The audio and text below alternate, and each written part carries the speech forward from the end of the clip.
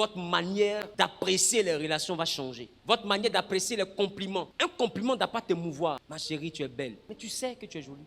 Un présent ne doit pas t'envoyer à vouloir rentrer dans une relation. Parce qu'une relation, c'est ta vie que tu engages. Et si tu discernes mal, tu peux rentrer dans une relation pendant que ce n'est pas la volonté de Dieu. Or, la volonté de Dieu vient juste 2 mois après. Or, durant les 2 mois, tu es dans quelque chose. Et ce quelque chose t'empêche de rentrer dans la volonté de Dieu. Et pendant que tu es dans le copinage, tu rates le mariage. Tu es dans le copinage, hein? Et puis tu rates le mariage. Et le mariage, c'est on s'est marié. Et 2 ans après copinage, ce gars, tu redeviens célibataire. Et le gars, il te voit, il dit, hé, ça va, tu es avec qui? Non.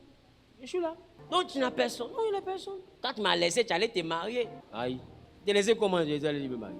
Tu étais où quand il venait vers toi? En réalité, tu n'as pas pris au sérieux parce que tu avais ton pied quelque part. Mais comme tu ne connais pas les 4 pliés, tu as mis ton pied dans du sérieux. Oh, c'était un faux sérieux. Et tu as manqué de regarder. On ne se presse pas. La Bible dit, Adam a regardé les animaux et il a donné un nom à chaque animal. C'est pas parce que quelqu'un vient et commence à te faire des compliments, commence à t'aider que tu t'engages dans une relation. À des moments donnés, il faut juste donner des noms. Ce sont des amis. Et tu regardes qui va développer les pliés. Et quand les pliés sont présents, tu peux maintenant dire, parmi les 10 amis, en réalité tu connais les intentions, mais tu préfères les appeler amis. Maintenant, parmi les 10 là, il y a 3 dedans qui développent les pliés. Je regarde parce que les 3 là sont arrivés jusqu'au 3e plié. Les 10 là étaient dans les 2 premiers pliés, attirance et puis personnalité. Mais les 3 là ont réussi à aller dans le plié de quoi? Du comportement. Et dans le comportement, il y a différentes zones. Il y a des zones où certains vont réussir. Et il y a une zone de fois où 2 seulement vont réussir. Les 2 là encore, tu les sors. Parce que ça fait 3 pliés. Mais dans les 3 pliés, les 2 là ont réussi plusieurs zones. Et après, il y a d'autres critères qui vont t'envoyer maintenant à sélectionner la personne. Mais pendant tout ce temps, tu as le temps non seulement d'observer, de comparer à la parole de Dieu, mais au-delà de cela, tu as le temps aussi de prier pour connaître la volonté de Dieu. Donc quand tu t'engages dans quelque chose, tu ne regrettes pas. Parce que tu as pris le temps de regarder. Sinon, quand tu dis 2 fois, je me donne du temps avant de l'accepter. Le temps là, tu ne sais même pas qu'est-ce qu'on fait dans ce temps. En réalité, ce temps là, tu as assis, tu regardes la télévision, quand ils t'appellent, tu décroches. Tu dis, non, tu réfléchis. Tu réfléchis à rien. Tu ne sais pas comment on réfléchit. On réfléchit en regardant les pliés. Tu ne sais pas comment on réfléchit. Donc pour toi, réfléchir, c'est le faire attendre pendant 1 mois. Non, c'est vraiment, il est vraiment sérieux. Par exemple, ça fait 3 mois, il le fait attendre. Ça veut dire que vraiment, il est sérieux. Mais est-ce qu'attendre pendant 3 mois veut dire que les pliés sont présents? Et majoritairement, c'est ça que vous appelez je réfléchis. Je le laisse là, il parle un peu pendant 6 mois, après 6 mois, ou bien après 1 semaine, ou après 2 jours, pendant quelques heures, il doit attendre. Tu me veux vraiment? Il est 15 heures. Si tu me veux jusqu'à 19 heures, tu mourras. On peut faire ça. Les 4 pliés de l'amour qui mène au mariage. Parce que beaucoup ici cherchent à se stabiliser. Et ne pensez pas que ce sont les femmes seulement qui ont des problèmes de mariage. Je vous assure que les hommes aussi ont des problèmes de mariage. Parce que ce n'est pas parce que tu trouves quelqu'un pour te marier que tu as trouvé la personne que tu dois marier. Les hommes peuvent aussi trouver des femmes, même demain, pour se marier. Mais est-ce qu'on se marie pour se marier? Qui est en face de toi? Tu la vois, elle est belle comme ça. Déjà, c'est une go de patouze. Tu fais comment? Qui va te dire? C'est dans la pratique que tu vas savoir sa mentalité. Maintenant, tu finis de marier, maintenant, déjà, c'est rab. Maintenant, te voici, tu es plat maintenant. C'est là que tu vois que le quartier où tu habites, tout le monde a nagé. Amen. Tu la vois, elle arrive au travail, à ton patron, elle donne. Ton collègue, elle donne. Même ton frère, elle donne. Aïe, c'est qui ça? Et il y a des modèles, hein. Tu le vois aussi, il est là, il tisse tout. Il tisse ta camarade. Même ton enfant, il sort avec ton enfant. Qui sait qu'il y a des hommes qui couchent avec les enfants de leur femme? Regarde le comportement aussi. Si l'enfant de ta femme n'est pas ta fille, c'est ton qui? Tu arrives à la voir comme une femme jusqu'à voir Lazare qui sort du tombeau. Mais maintenant, tu es un criminel. Donc, c'est pour dire qu'il ne faut pas regarder l'apparence. Il y a beaucoup d'autres choses. Il y en a qui sont autour dans leur maison. Le mari l'a enceinté, sa petite soeur, qui zébège. Salomon, son neveu. Le caractère est dangereux. Il y a des femmes qui trompent leur mari à leur beau-père. Vous savez pas ça? Le comportement, c'est là-bas qu'est le centre. Sinon, tu vas marier le regret. Tu vas marier qui? Si je savais. Parce que si tu as regardé attirance et puis personnalité, sans regarder comportement.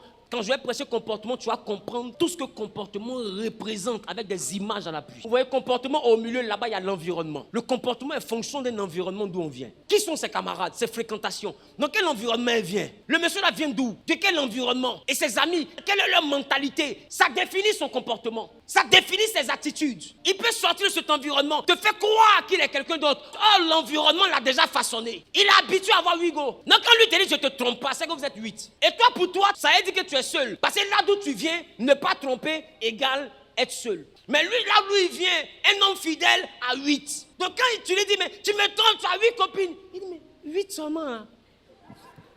Et puis tu vois même, ses camarades viennent pour t'expliquer que tu peux accepter ma chérie. Malgré le 8 là, c'est toi il a choisi. C'est toi il l'aime. C'est toi il l'a mis dans son foyer, non? 8, c'est pas grave, mais en dehors de ça, qui l'envoie à la mairie? Qui est la mère de ses enfants? Enfin, et il te presse 8 comme ça. Hein. Directement, le thème du message, c'est 8. Il était une fois 8 go. Et une titulaire. Le plus important, c'est toi. C'est pas les 8, ma chérie. Les 8 vont gâter ton foyer. C'est toi.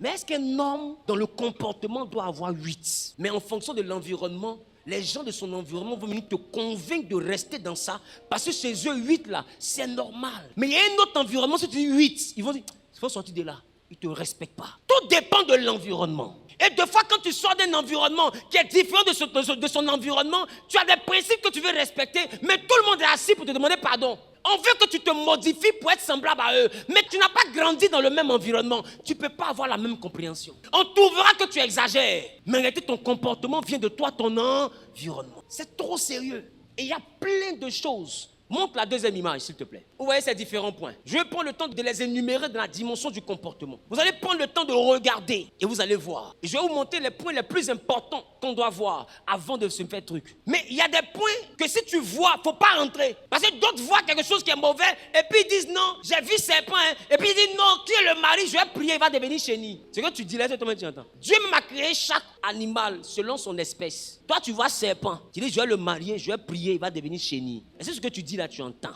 Serpent là, il ne peut pas devenir chenille. Non, tu le vois, il est comme ça là. Il y a une femme, serpent et à sa femme. Elle là, les deux sont venimeux. Quand ils s'embrassent, ça c'est venin contre venin. Mais c'est doux. Qui continue son dire? Mais toi, tu t'amuses là-bas, là, tu vas mourir. Parce que vous n'êtes pas de la même espèce. C'est là qu'on parle de aide semblable. On n'a pas dit aide. Toi, tu connais les personnalités qui t'aident. Tu connais quelqu'un qui est juge ici, quelqu'un qui est commissaire ici. Et les personnes t'aident. Mais à la base, tu sais que le monsieur, il a voulu de toi. Mais après, il finit par devenir quelqu'un qui t'aide.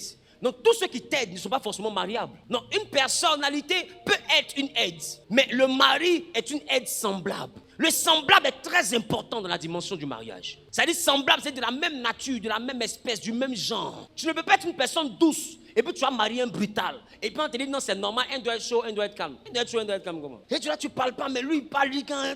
Mais dans ce foyer-là, vous n'avez pas le même tempérament. Toi, tu encaisses, lui, il balance. À un moment donné, tu vas exploser. Et à un moment donné, la fille calme, ou bien le monsieur calme, là, la belle famille assise comme elle, puis dit trop, c'est trop. Comme je parle, tout le monde regarde comme ça.